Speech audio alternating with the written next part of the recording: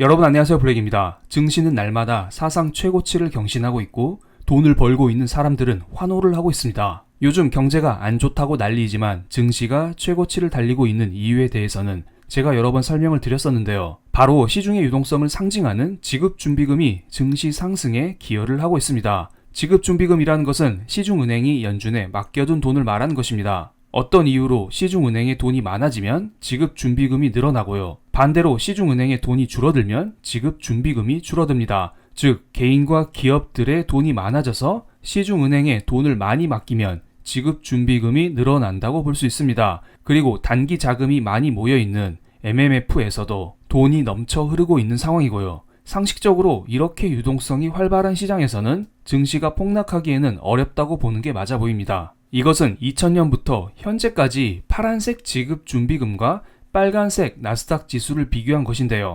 지급준비금 감소에도 불구하고 증시가 상승했었던 그러한 적도 있었습니다.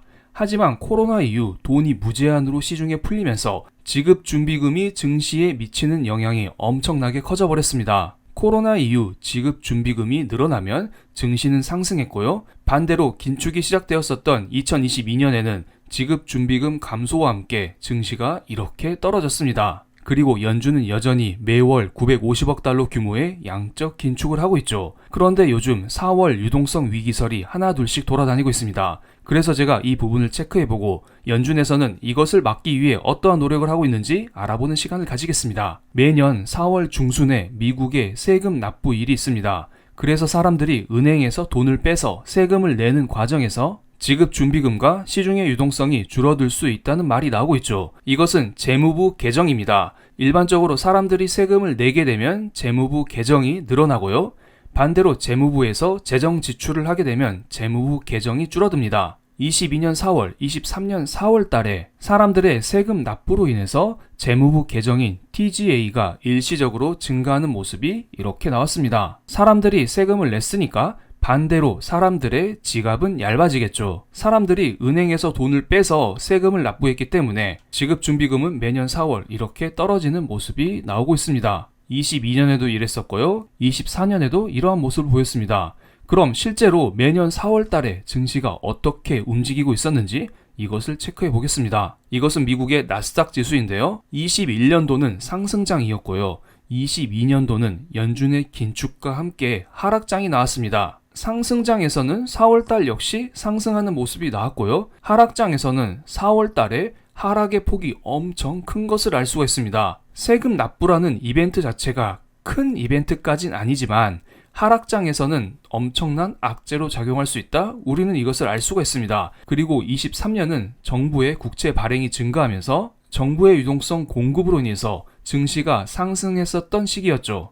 그런데 4월 달에는 횡보하는 모습이 나왔습니다. 그러니까 세금 납부란 이벤트가 엄청나게 큰 악재까진 아니지만 증시 상승 시기에도 상승을 어느 정도 제어할 수 있을 정도는 된다? 브레이크는 살짝 걸 수 있을 정도는 된다. 이 정도로 해석할 수가 있겠습니다. 지금 증시 자체가 이렇게 많이 올랐기 때문에 4월 달에는 어느 정도 횡보를 할 수 있을 가능성? 이것도 염두에 둬야 될 것 같습니다. 그런데 진짜 문제는 지금부터입니다. 작년 3월 달에 실리콘밸리 뱅크가 파산하면서 연준에서는 BTFP라는 특별한 프로그램을 하나 열어줬습니다. 은행들 너네 돈 없지? 돈 없어서 가지고 있는 국채 팔지 말고 그 국채를 나한테 가져와. 연준한테 국채를 담보로 맡기면 돈을 빌려줄게. 바로 그게 BTFP입니다. 그런데 기한이 있습니다.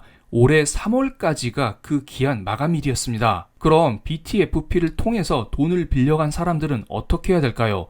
이 돈을 갚아야겠죠. 이 프로그램은 만기가 1년이기 때문에 작년 4월에 빌렸었던 돈은 올해 4월 달에 갚아야 합니다. 그런데 이 프로그램을 통해서 연준이 엄청난 돈을 뿌렸어요. 이 막대기 하나하나가 일주일인데요. 대략 일주일에 1000억 달러 정도의 돈을 뿌리고 있어요. 그럼 한 달에 4000억 달러의 돈을 은행들은 갚아야 하는 것입니다. 연준이 현재 양적 규모를 한 달에 950억 달러 정도 하고 있죠. 그런데 중소은행들이 한 달에 4천억 달러의 돈을 갚아야 하는 것입니다. 엄청난 대출 상환 부담이 있지 않을까요?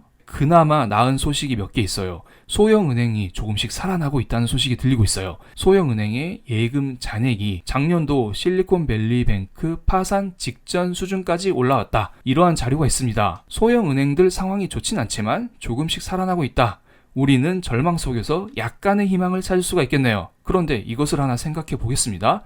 소형은행들이 매월 갚아야 하는 돈이 4천억 달러예요. 그런데 소형은행의 예금 잔액 토탈 금액이 5천억 달러 정도입니다. 그럼 소형은행 입장에서는 한 달만 대출을 갚으면 이 예금 잔액이 지하실로 뚝 떨어지지 않을까요? BTFP라는 은행에 돈을 공급해주는 프로그램이 사라졌기 때문에 소형은행은 지금 난리가 났습니다. 당장 4천억 달러를 어디에서 마련할 수 있을까요? 그래서 연준은 몇 가지 장치를 두고 있습니다. 이것은 2019년에 설립된 것인데요. 시중은행들은 국채를 많이 들고 있습니다. 그래서 연준은 이렇게 말하는 거예요. 너네 국채 팔지 말고 그 국채를 우리한테 담보로 맡겨? 그럼 내가 돈을 빌려줄게. 어떻게 보면 BTFP랑 조금 비슷하죠? 그러면서 연준은 은행한테 이렇게 말하는 거예요. 너네 국채를 사는 거 그거 돈이 묶이는 게 아니야. 그것을 활용할 수 있어. 우리한테 가져와. 그러니까 스탠딩 레포라는 것은 어떻게 보면 재무부에서 찍어내고 있는 국채를 시중은행으로 하여금 매수하게 하는 국채에 대한 매력도를 높일 수도 있고요. 그리고 이 국채를 가지고 유동성을 공급받음에 따라 국채를 2차적으로 활용할 수 있는 장점이 또 있습니다. 그리고 두 번째 장치는 재할인 창구입니다. 재할인 창구는 어떻게 보면 스탠딩 레포랑 거의 비슷해요. 그런데 이자에 대해서 차이가 있죠. 과거에 BTFP 대출금리는 연준의 지급준비금 이자보다 적었었는데요. 현재 재할인 창구의 대출금리는 연준의 지급준비금 이자보다 0.1% 정도 더 비싼 상황입니다. 그러니까 재할인 창구도 어떻게 보면 중소은행에게 돈을 빌려주는 창구인데요. 이자가 조금 세다 이렇게 볼 수가 있습니다. 연준은 현재 소형 은행들에 대한 지원을 아낌없이 하고 있습니다. BTFP가 끝났음에도 불구하고 스탠딩 레포 재할인 창구를 통해서 돈을 계속 공급해주고 있죠. 그런데 이거 꽁돈이 아니에요. 소형 은행들은 빌린 돈에 대한 이자를 계속 내야 됩니다. 그럼 이렇게 생각할 수 있겠죠? 나 이거 이자만 내다가 끝나겠네. 이렇게 되면 은행 안 할래. 내가 왜 이렇게 살아? 이런 생각을 할 수가 있어요. 그래서 크리스토퍼 월러 연준의사는 최근에 오퍼레이션 트위스트 정책을 발표했습니다. 대놓고 하겠다는 것은 아니고요. 이러한 정책도 고려하고 있다는 말을 했습니다. 연준은 현재 수조 달러의 국채를 들고 있습니다. 그런데 이 국채 규모를 유지하면서 장기 국채 금리의 비중을 줄이고 만기가 더 짧은 미국 국채의 비중이 더 커지는 쪽으로 보유 자산의 구성이 바뀌는 것을 보고 싶다. 이러한 말을 했습니다. 그러니까 현재 연준은 양적 긴축을 하고 있죠. 이 상황에서 파월 연준 의장은 양적 긴축을 하긴 하되 속도 조절 이야기를 했습니다. 그러니까 앞으로 연준의 자산이 줄어들긴 줄어들겠지만 이런 식으로 완만하게 줄어드는 모습, 결국에는 연준의 자산이 더 이상 줄어들지 않는 모습, 이러한 상황까지 이어질 수 있는 것입니다. 물론 지금 고용지표와 물가 상황이 전체적으로 안정화되고 있기 때문에 사람들은 연준의 자산이 더 떨어지기를 원하고 있습니다. 즉, 긴축을 더욱더 하긴 해야겠죠. 이러한 요구가 있는 상황에서 연준도 긴축을 하긴 해야 되는데 빠른 속도로 긴축을 할 수 없기 때문에 오퍼레이션 트위스트를 한다고 보시면 됩니다. 우리의 자산을 예시로 들어보겠습니다. 여러분이 엄청난 큰 규모의 예금을 보유하고 있다고 생각을 해보겠습니다. 10년짜리 만기 예금이 있고요.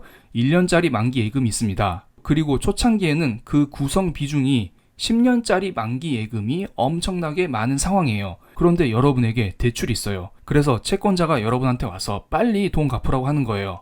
그런데 여러분이 이렇게 말하고 있죠. 나 10년짜리 만기 예금이 있어. 이거 만기가 좀 끝나야 될 거 아니야. 이 만기가 끝나면 그때 너한테 돈을 줄게. 이러한 말을 하는 거예요. 그리고 1년짜리 예금이 또 있어요. 기다려봐. 1년짜리 만기 예금도 끝나야 너한테 돈을 줄 거 아니야. 이러한 얘기도 하고 있는 거죠. 그런데 시간이 흘러 10년 만기가 된 예금들을 1년 만기 예금으로 바꾸는 거예요. 그리고 1년 만기 예금이 된 것은 3개월 만기 예금으로 바꾸는 것이고요. 이러한 행동을 점점 하게 되면은 나의 예금은 줄어들긴 줄어들겠죠?